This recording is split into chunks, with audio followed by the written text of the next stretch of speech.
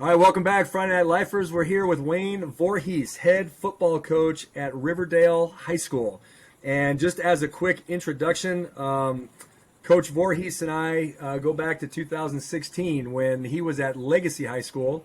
And this is out in Colorado. And Coach was reaching out to some California schools to come out and travel out and play. And so I was at Chino Hills at the time. So Coach and I connected via this organization, and Coach flew out to California, and we got a chance to hook up and play a little football. And so, Coach Voorhees, man, welcome. Thanks for being on the show. Thanks, I appreciate it. And it was a great game, by the way. Yeah, it was. It was a lot of fun. Our kids are still talking about that, going back and revisiting those games, and that was definitely one of them. So, Coach, thanks again, for being on the podcast. It's been a while. I don't think we've connected, like this and since then, or since our time together, and we'll get into our game and the tragic event that happened after the game, obviously that connected us. But just want to thank you for being on the show. Just give us a little bit of background, first and foremost, kind of where you're at now, and tell us what you're doing. Well, I'm at Riverdale Ridge High School, which is a brand new high school. I say brand new, but we're going into our we're in our fifth year this year. We opened in 18, and pretty cool experience starting a brand new school. And before that, I was at Legacy. I was there for 15 as the head coach, and I was there for 3 as the defensive coordinator. And I opened that school as well as a teacher and assistant coach, so I saw it from a little bit different viewpoint. Prior to that, I was assistant coach, freshman coach, JV coach, etc. at Horizon High School, and coached there for 7 years. So I'm going in. I think next year will be my 30th year coaching at the high school level, and I coached a couple of years of Little League, and kind of from there. Yeah, awesome, man. Well, we're going to get back to that opening of high schools. You being now an expert at getting programs going, so we'll definitely get back to that. I know there'll be some coaches that'll want to talk about that. But what about your playing days, Coach? Let's go all the way back to the beginning, kind of how football came into your life, and maybe talk about some of those good old playing days back in there. I started. I was probably 5 or 6 years old, and my dad kind of had to force me to watch the Bronco games. It's probably, I don't know if because they weren't very good at that point or what, but I started watching football with my dad and started becoming more and more interested in that. And as I was entering junior high, I started playing, and then I played for our junior high. We had an option at that point, play 7th and 8th grade, or 8th and 9th grade football at the junior high, and did that. Then went to a brand new high school again, opened up Horizon High School, and played for 3 years there, and had a great experience. Played for a great head coach, and he's been one of my mentors over the years, and really has helped me a ton in the stepping stones to become the head coach. I followed him at Legacy, and like I say, it's been a great experience. I didn't play at the college level. We were a brand new school, and I had some opportunities, and my parents hadn't gone to college, so I wasn't real sure what that world was all about and what that looked like, and kind of missed some opportunities there, but I wouldn't be probably where I am today if I would have. All in Colorado, Coach. Did you born Yep. and raised in Colorado? Yep. And my playing and coaching days have all been on 136th Avenue, so I've been up or down the 5 or 6 miles north or south. Outstanding. So we're just waiting for the call to be mayor, right, Yep. of the town, right? Pretty much. Let's go. Well, that's good. So let's go back to Coach. Let's go back to your coach that had that impact on you at Legacy. I mean, you could talk a little bit about Horizon and the coach that kind of got you through high school, but it sounds like those two guys were kind of the most impactful in your life. Is that right? Really so. I mean, Coach Capper was one of those guys that he gave me my starting coaching, and I had gone back to him. I had taken a coaching class in college and really wanted to sit down with him, and one of our tasks was to plan the first few months of a season. And so I went in, sat down with him. He was the acting AD, and we talked a lot about starting a program and getting things going, and the planning pieces that go into a football season that as a player you don't think about. You just show up and you do, and you're part of it. And I was trying to see it from the other standpoint, and to this day when I get coaches that come back or players that come back and want to coach, they're like, I didn't realize there was this much that went into it. It isn't just let's just show up and let's go get after it, practice planning and all that other stuff, and making sure you have your gear in for camp and all that kind of stuff. And so there was an opportunity. Our school district was moving from the junior high format to the 4-year high school format. And so he said, we got a freshman job opening up next year. We're not going to have the kids in the school yet. They'll still be at the junior high, but they're going to commute. But we're going to start athletics at the 9th grade level. And then the following year, they'll be in the high school.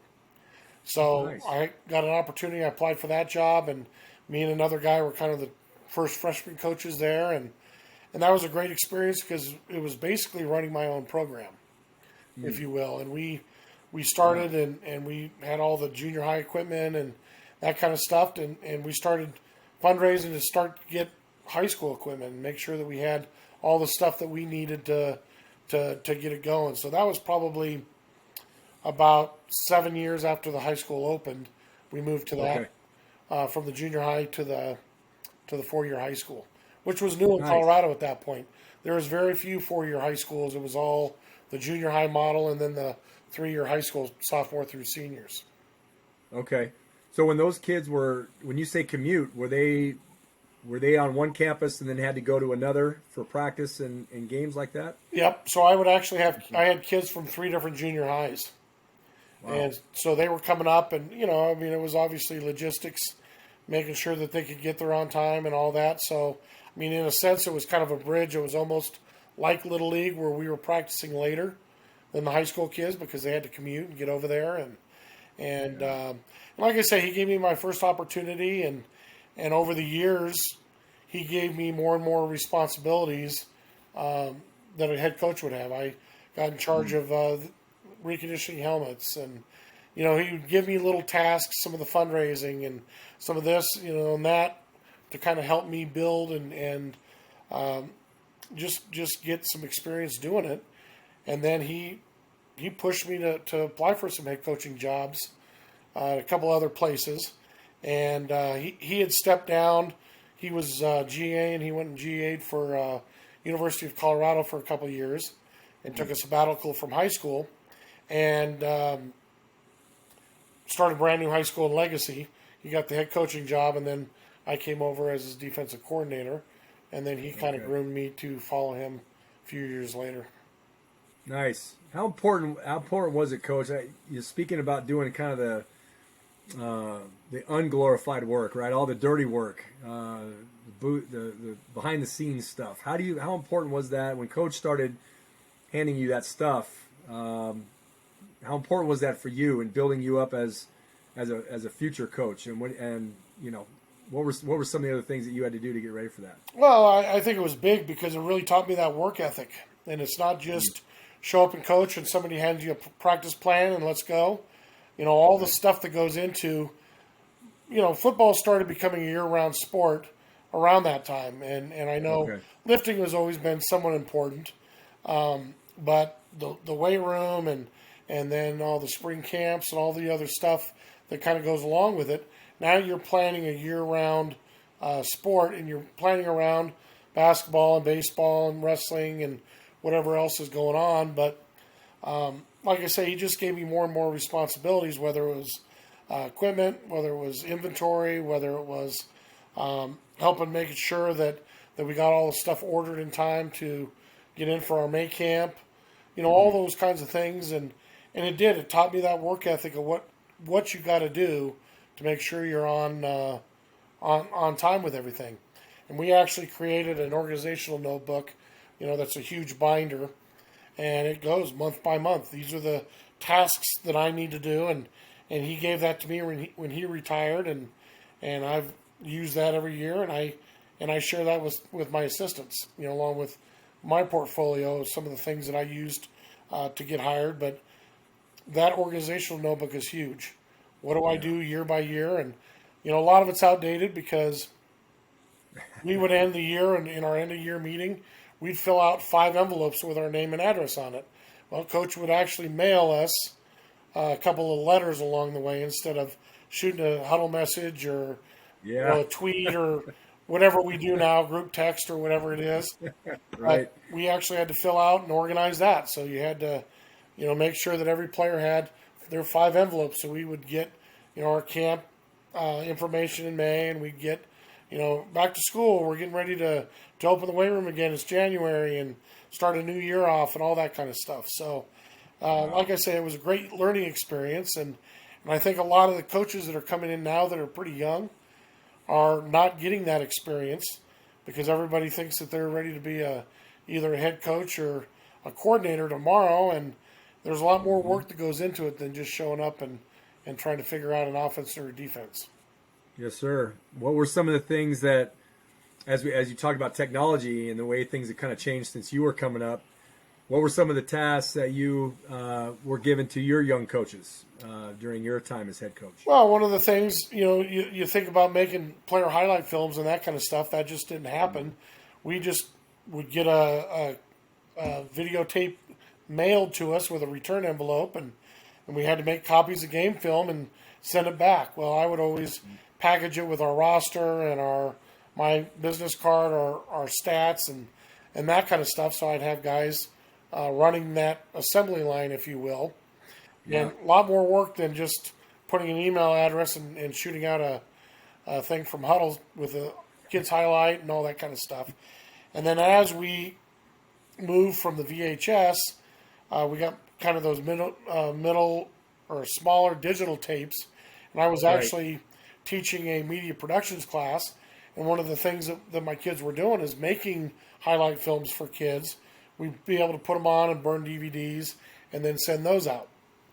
And so just the technology over the years is it's just amazing where we were and where we are now. You think about exchanging film, and we'd get to the playoffs and you'd play somebody on the other side of the mountain. You're driving 4 hours to meet them in Silverthorne, and who knows what the weather was going to be like and all that kind of stuff. But, up until, what was it, been maybe the past 8 or 10 years, we've actually had to physically exchange film, whether it was DVDs or VHS, whether it's mail or whatever else it was. But I think we mailed some film back and forth.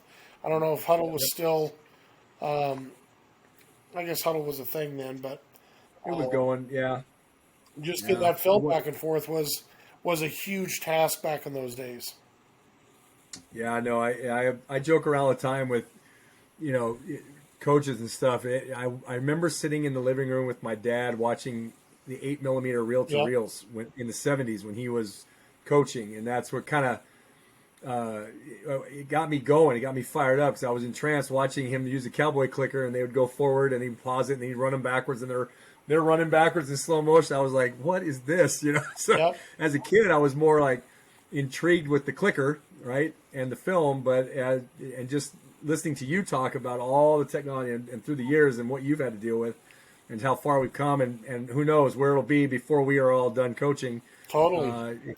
It's going to be crazy. Well, so, that's where man, the cut-ups came from, is that 8mm. You actually cut and spliced and put all that stuff together, and that was a little bit before my time, but just going VHS to VHS was crazy. Yeah.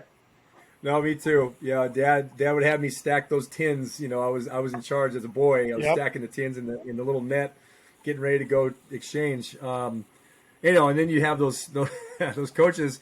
You'd see the film kind of skip, and you're like, what play did they just cut out? It was just first down, and now all of a sudden it's third down, and you missed it. They cut and paste, and it was the thing back then. You wouldn't delete a film, you would just cut and slice and get the trick play out of there so coach couldn't see it. But no, it's good stuff.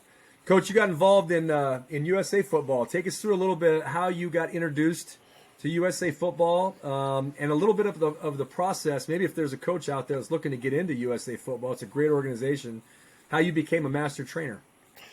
Well, a lot of it is I had started doing some work with the Broncos and the community association with the Broncos, and Nick Inzarello, who's now with Huddle, but he was regional director for USA Football, and we had done some coaches clinics with them, and they'd hosted them at Mile High Stadium and whatnot, and so I got to know him a little bit. And Cindy Kellogg got me in touch with him when they were wanting to start to put this program into place. So she called me and said, just so you know, Nick's going to give you a call and see if you're interested in this program. And she said, it's up to you whether you do it or not. Don't feel like we're putting pressure on you to do it from our standpoint, but take it and go with it or not.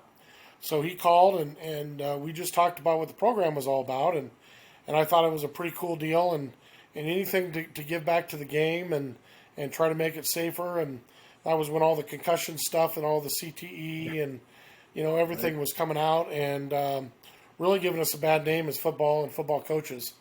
And so it was really a breath of fresh air. I was one of the first. I think there was 32 of us that went out the first year and were trained on this new way of tackling, and more along the lines. It was more changing a lot of the terminology because of the fact the kids are so literal. When I tell them to put their face on the football, that's exactly what they're going to try to do. And if I just talk about near shoulder and making contact point, now I have a chance to take the head out of the game instead of, as linemen, you're taught to put your face right in their chest. And obviously we got to avoid doing those kinds of things. And we've learned our lesson, but a lot of it was just changing the terminology and the way that we teach the game. And it's really went a long ways as far as teaching the game. Yeah. And you're focusing on heads-up tackling. That was kind of your your wheelhouse. That was that, and then they added all the other pieces to it, hydration and cardiac arrest and all that other stuff, which is still important. So they started off with the tackling piece and then added some of those other components. And it was pretty cool because I traveled the country and did clinics all over, and I learned a lot about different state laws and different places and the way the role athletic trainers play in my experience versus other experiences. So it was pretty cool to learn just different ways of doing things around the country and seeing different brands of football and that kind of stuff as well. Nice. So what gets a coach to become or have the title master trainer? What do you have to go through to get to that point? Well, they've kind of done away with the program for the most part since the pandemic. It was becoming more of an online deal, and I don't think I think they're seeing that the in-person clinics were more expensive than obviously doing something more virtual, and so they've started to kind of taper that down the past really since the pandemic started. So there was still training, and then they're looking at a lot of the stuff that Richie Gray's doing along with Andy Ryland as far as some of the it was kind of the version of the hot tackle in a sense, rugby tackle type stuff. And so they're still doing some of that, but I don't think they're doing near as much as they used to. Okay. Yeah, that's it's good and bad. You get that the virtual, which is great. You can impact a lot more coaches, but you can't beat the hands-on and the things that you had to do to travel around. Like you said, you were visiting and being with the Broncos and doing some other stuff. That hands-on is just you gotta have that. Going all over the country, it was some cool destinations in Jackson, Mississippi, and up in Idaho, a couple different places, and up and down the coast of California, Seattle, different places. It was awesome. Yeah, very cool. Is there a deadline that you have to keep up with that? Is there you have to continue to professional hours or clinics or anything like that to maintain that? They offer the yearly certification, and I really wish they would have started with the high schools first and then went to the Little League. I think they kind of went backwards, and they would agree with that statement, kicking it off with the Little Leagues, because I think as high school coaches, we spend a lot of time doing the professional development, and unfortunately it wasn't taking off as quickly at the high school level because coaches were sitting here saying, I've done this for years, I've done it the right way, and now you're going to add one or two more classes or levels to certification to what I have to do. And so, yeah, there's a yearly certification that you can do, just like we have to do the concussion training and some Yeah, of the that. NFHS or whatever that Yeah, is. and so Yeah. they've kind of morphed into the same thing where it's on an NFHS platform as well. Yeah. Okay. Yeah, that's good.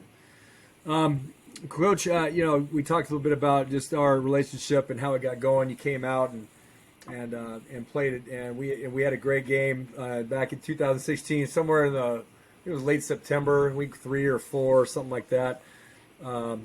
Wonderful game. It was kind of cool to go through the process, and what I mean by that is take us through how you would travel as a football team. I think that's interesting. I think that a lot of coaches don't know that those resources are out there. Or they don't have the resources to kind of get their team on a plane and travel across the country to go play someone else. So kind of walk us through how you got involved with. I think it's KSN. Is that KSA, the right? and they're an Yeah, outstanding KSA. group. Yeah. They're an outstanding group. They basically help you plan top to bottom. And as a coach, once I get on the trip, they're just asking, "What do you need? What's the buses are timed, everything's timed out and ready to go for you. Your itinerary is set. They're flexible because as we know, there's things like traffic in California and different places that you go, and you're going to plan for that. But sometimes you're a little bit late or a little bit early, and they help you work through all that. So they're a great company. I've worked with them. We're actually planning on traveling next year to Orlando. So that'll be my 7th trip with them. And we've gone down to Orlando 4 times. We've been to California a couple times. We had played Lusinger about 4 years before we played you.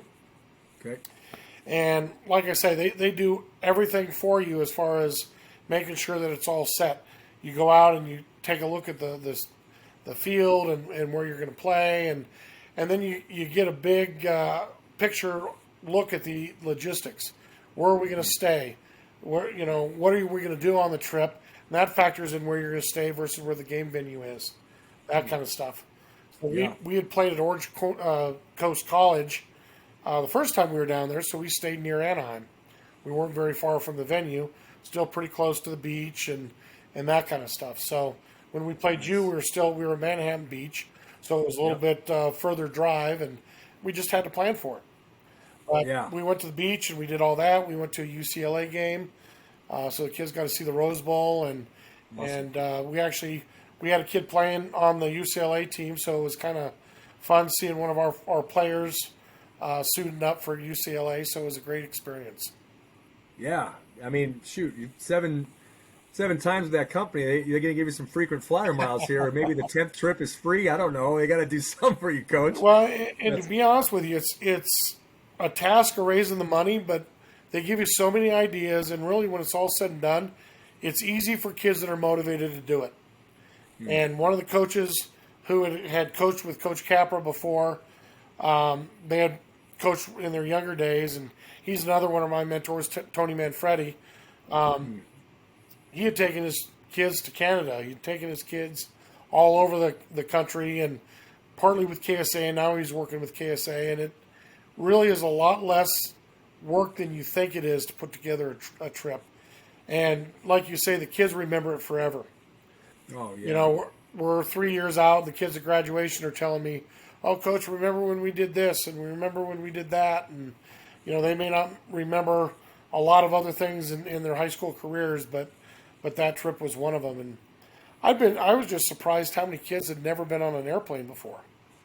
Isn't that something? You kind of take for granted that a lot of kids had, and that wasn't the case. It was like, this is my first time, and traveling for football, and like I say, the fact that it's organized is just, you're doing your thing and taking care of the football part first. We always play the game early in the trip and then have more fun afterwards, and it's a business trip, and then we're going to have some fun at the end. Yeah, and I think if I remember right, when we got together, we had dinner. You came out, you flew out, right? We had dinner with the organization and the people that were involved. And I think if you do that kind of every other year or every 3 years, or how'd you plan that? So it wasn't every year, I guess. Correct. It's just like once every 3 or 4 years, It's right? every 2 to 3 years. I try to get so every kid that is going to go to Riverdale Ridge gets a chance to travel. And so, Okay. depending on our cycles and how the league schedule and all that other stuff works, some years, it has been 4 years because league schedule wise, we didn't have an opening in the same time that we could travel somewhere. Okay. If you're going to go back east, they don't even start football until after or Labor Day. So, depending on where you're trying to go, you have to figure out logistically, can it fit into my schedule? And you Yes. guys are usually a week behind us, so it might be your 0 week or whatever it may be if we're trying to go week 1. Yeah. Yeah. So depending on where you're going, you got to see what you can do matchup wise week by week and make sure it will work for you. Yeah. Yeah. Absolutely. So, well, we had, and coming out, coach, and playing the game, and as fun as it was, you on the way back, you had an unfortunate incident, and a very a fatal bus crash. Take us through that time when you guys were getting back home and you had gotten off the plane, and just kind of walk us through what happened once you were heading back to the airport. So we got off the plane and we went up to the commercial carriers area, so like where you'd get rental car and all that other stuff, and they allowed our school buses. Our school buses picked us up. We had arranged it with DIA, and so they were able to come up and park up there, and we got all our bags and everything, all of our equipment, and loaded up the buses, and we're heading out. Well, I was in the lead bus. We had three school buses, and so our bus had a lot of equipment on it, and then probably the last 8 or 10 rows had kids, and me and a couple of my assistant coaches were sitting in the first 3 seats. I usually sit opposite the driver, and I was sitting with my back to the window, and my running backs coach was right behind the driver, and then my other tight ends coach was right behind me. And the driver, for whatever reason, missed the turn to leave DIA and get back on the highway, and so we circled back around, and to be honest with you, I'm not sure what happened, but we veered off and we hit a cement pillar going about 35 miles an hour. So I don't remember much of it other than waking up the next day in the hospital. That next morning, I had to get up. I woke up and it was kind of early morning.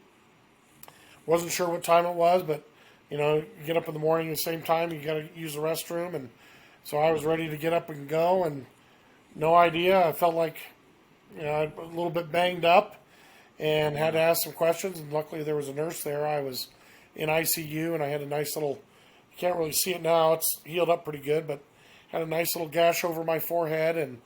And so he kind of explained what happened. And, that first really full day, I was kind of in and out of it, not real sure what was all going on. But the outpouring of support from you guys and everybody else was amazing.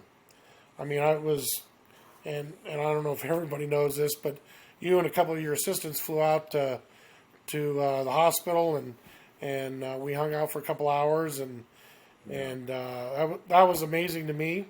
You talk about coaches and the camaraderie we have and all that, and we didn't know each other real well, but Right. I appreciated that, and I know our kids and rest of the coaching staff and everybody else does as well. Yeah, man. No, it wasn't, and it was an easy call because we didn't know the extent. We had heard about the crash, and we knew that the driver had died. We knew you guys were in the hospital, and that was all we knew. We Yeah. didn't know like ICU. We didn't know where you were at as far as how bad it was for you guys. So we just and be honest with you, it was a friend of mine who was at the game. And we had talked, and once we heard the news, he called me on Sunday night because I think it happened on Sunday, right? Or was it Sunday Saturday? afternoon? Sunday afternoon it happened, and so he calls me Sunday night. He goes, "Hey, did you hear about Legacy?" And I said, "No." I said, "What happened?" Well, he told me. He said, accident, and now I start getting text messages, and I'm starting to get all this stuff and the news and everything. And so he goes, can you believe this? And I said, no. I said, what happened? Like I'm trying to get all this information real quick, and he just kind of looked at me, and it's a good friend, and he goes, well, what do you want to do? And I said, well, what do you mean? And he goes, what do you want to do? Like do you want to go out there? And I said, and at first it hit me like, no. I said, I don't know if that's the right appropriate. And he goes, Coach, you just played these guys. Like you just had this game and the travel and everything. I said, don't you think it'd be good if you went out there? And I said, well, how am I going to get out there? That kind of thing. So anyway, this good friend of mine is he's blessed. And so he offered. He goes, Coach, I'll buy your ticket. Let's go. Like let's get out there. So, at his prompting, and this was late at night. I said, yeah, let's hop on the next plane early morning. Let's go. Let's get out there and see what we can do. So it was unfortunate that brought us back together, right? But man, when we got there, we were thankful that you guys were alive. Like the extent of the injuries were bad, and but you guys were breathing, and we got to meet some of your families and everything like that. So, how are your coaches doing? How are they doing, by the way, and where are they now, and kind of what's going on there? Everybody's doing good. One of my coaches, he had a crushed hip and a crushed jaw, and so he was the worst out of all three of us. And he had a lot of work to do. He had to go back. He was at Craig Rehabilitation, and so it took him a while to get back walking and that kind of stuff. And we still have a great relationship. We talk all the time. And Kyle had a dislocated shoulder, and he had a couple scars on his face and a few things. But Matt was the one that was hurt pretty good. And he battled back, and he knows he's going to have a hip surgery probably in 4 or 5 years, 10 years, a new hip put in, and he understands all that. But he was a young guy, and while he was in Craig Hospital, he found out he was going to be a dad again. So that third kid. Wow. And so that really put pressure on him to improve and get out of there. Yeah. Was he the one sitting right behind the driver? He was. Yeah. Okay. And so we were one of those flat front buses, and I think if we would have had the hood out front there, it would have been different, and the driver still may be alive. Yeah. But like I say, he was in pretty bad shape. I mean, talking to the kids and everybody afterwards, as they were being evacuated from the bus, we all looked pretty rough. I mean, I had gash here and had blood all down my face. I think I still had blood the next morning. When I woke up, it was kind of crusty around, and they didn't do a great job of cleaning me up. They just stitched it up, which was fine. At least it was stitched up. But he was covered with a blanket, and they didn't know if he was alive or dead. So that was really impacted our kids and our team, obviously, and really brought us together when it was all said and done. I was out for 2 weeks. Our administration came in with our AD and one of our other coaches and said, do we want to play this week? Where are we? What are we thinking? And a couple of our kids stepped up and said, absolutely, we're going to. Yeah. We're going to rebound and let's go, and we're going to play for coaches. And I was out of the hospital after 2 days, I think it was. And I was able to at least go to the game and sit in the press box. I wasn't able to sit in our coach's box, even though I tried to get released the week afterwards to at least sit in the coach's box. But I did text a few things a couple times and said, well, I think this route's going to be open. Why don't we look at this? And still coaching. Yeah, right? you still, but it was a crazy experience, and one of the things that I got out of it is just how precious life is, and the football community, how tight knit it is, and coaches from all around the country reaching out, and I think everybody could say, it could have been me easily. That's what we do. We get on a bus and we go over there, and the few bus accidents that I've heard of over the last 4 or 5 years, it hits you a little bit. You Right. just never know. Yeah, so true, so true. Yeah. Well, we got through that, and it's good to hear. I'm glad to hear that all the coaches are doing well. Legacy Strong was was the hashtag, right? And It that was was. just the rally cry, and what it did to bring not only the community together but the nation. I Mm-hmm. mean, really, people were tuning in and they want to know, and so it's as much as it was a tragedy with the team and the bus driver and all of that. The fact that you guys made it out and all the kids made it out, Yeah. right? Is wonderful, and the fact that they wanted to step out and play. I mean, that just it's a true testament to our game, Wayne. And the kids know how important life is, yes, but they also have there's a courage about them when Mm-hmm. things go bad, like these kind of things. Those kids are going to be champions for life, having gone through something Yep. that traumatic, fighting through it, and going back out and continuing to play. I just think that's just a tremendous testament to the kids, your staff, at the time. That's a wonderful story, as much as it was a tragedy, but it's a wonderful story of resilience and coming back, right, from loss. Oh, totally. And for our kids to refocus, I went to practice the day I got released. Just come in and say hello and show them that I'm around. I'm not dead yet. So, just and it was pretty cool. I came in at the end of practice for just 10, 15 minutes and just said hello and wished them well and said, I'll still be around and I'll be back as soon as I can. Which I was out for 2 weeks, and Yeah. looking back, I should have been out longer than I was, because I rushed it back. But that's what you do. Yeah, yeah, absolutely. No, it's great. I'm so glad for the kids and everybody that got through it. And I'm sure that's, football already ties, right? It already binds. But when you go through something like that, those kids will have a lot of memories just when they sit around the campfire someday down the road Totally. talking about that and making it through that. And I'm sure they resound what you said about life and just how it makes everybody reevaluate, Yep. their priorities and stuff. So Well, my you kids, were at Lake. my Oh, players go still ahead. bring it up today. Yeah. They're like, I heard you were in, and they'll Google it and they'll be like, wow, I didn't know all this took place. And it's like, yeah, that was a while back, but yeah, it happened. But it's How far away are you now from Riverdale to Legacy? How far away are the schools? 10 miles and we're right down 136th Avenue. So There you go. basically I-25 splits our area. And so they're about 4 or 5 miles on that side, and I'm about 6 miles on this side. Man, so it's right in their backyard. Yep. I mean, they know, right? Yep. You were there, and yeah. So just going back to finishing up at Legacy, you were there for about 15 years, I believe, right? You said 18 total, 15 as the head coach. That's right, 15 as the head coach, and then just felt like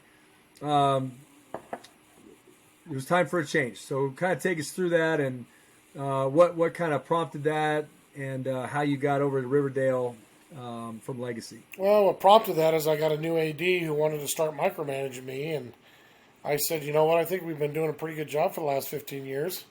I don't think you've taken many phone calls, so what do we need to do what do we need to change? What do we need to do? And he couldn't articulate much, and I just at that point said, I don't know if I can work for this guy anymore. Okay, that was 1 year. That was 1 year, and I mean, I'm sure I could have, and we could have worked things out and whatnot. And he had been in the building for a while before as the activities director. So, like I say, I don't know what was going on, but I don't need to be micromanaged. I think if there's problems, and we'll work through that. But we weren't having any. Everything was going pretty smooth.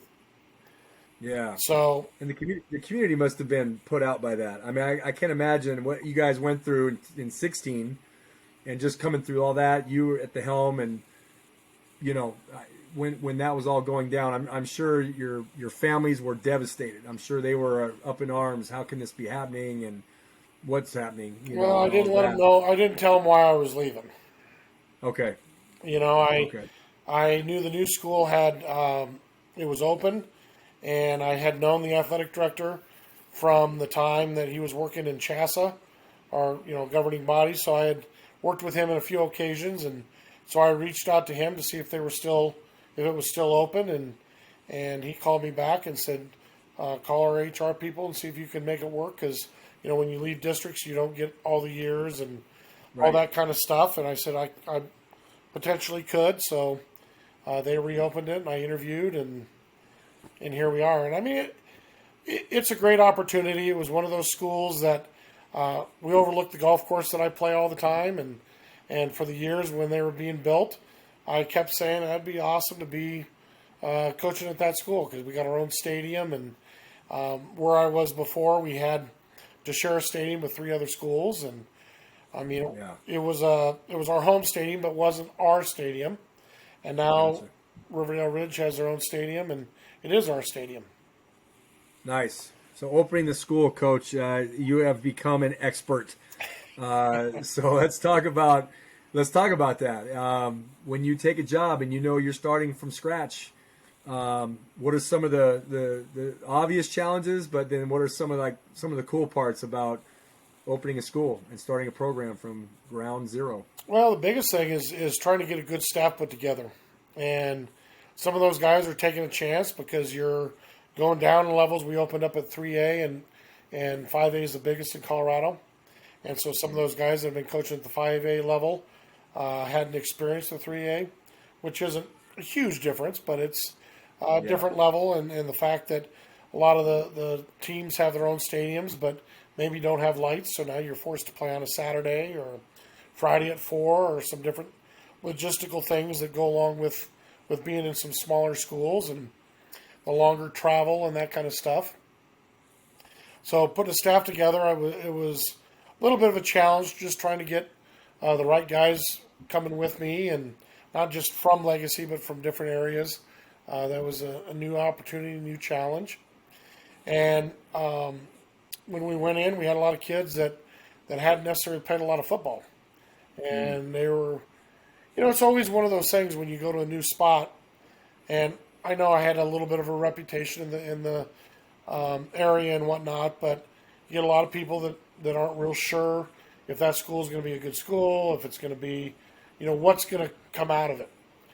And so the first year or two, it was kind of those building blocks, a lot of moving parts with kids coming and going. And that first year, we had a lot of kids that had never played before, or played maybe a year of Little League, and were real new. They were hungry to learn, which was good. And we were overmatched. We're playing a varsity schedule, and depending on when you hit coming in on the cycle, we could have, if we would have came in the next year, we could have played a JV year with freshmen and sophomores, and then played a varsity year the next year and had juniors. And we weren't in that situation. Another school opened up a couple of years behind us and had that very situation, which was good for them, because then you get the kids over there, you get them a chance to learn. They're not going against men, and you have a little bit quicker chance of building and bringing the kids over that need to get viewed for college and all that kind of stuff. Because if we wouldn't have went JV, we would have had to do that for 2 years, and then my seniors that took the chance to come over would only have their senior year to get looked at for colleges. Gotcha. Which ended up being during the pandemic anyway. So. Oh yeah. That threw a big wrench into all the recruiting and everything.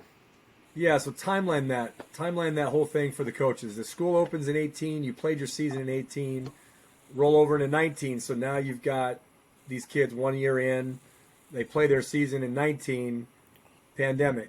So they're juniors, correct? Yep. So they're juniors going into the pandemic, and it's shut down.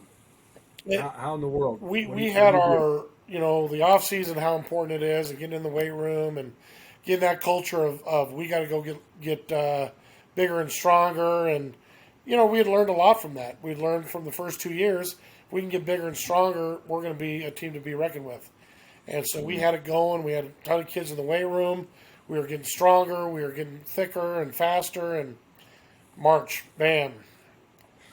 And then as a head coach, they're always coming to me for the answer. And I struggled because I didn't have the answer. I couldn't tell, we had some Zoom meetings with the kids, and we were just, I was sending stuff out through Huddle and on email about some different workouts that they could be doing. And everybody's coming from a different place. I don't know if you've got dumbbells, if you've got, what you've got at your disposal. Right, So, they're home gyms. yeah, a lot of body weight workouts and that kind of stuff. And I Yeah, mean, as well as I do, we all kind of shut down for a while, and right. and we just didn't have the chance to continue to build. And we came back and we were able to do some stuff outside in smaller groups. And we got in the weight room maybe for 3 weeks, but we're wearing masks and we're doing this and we're doing that. And then we were not sure if we were starting the season on time or not, or what we were doing. And it went back and forth twice. It went, yep, we're starting on time, we're going.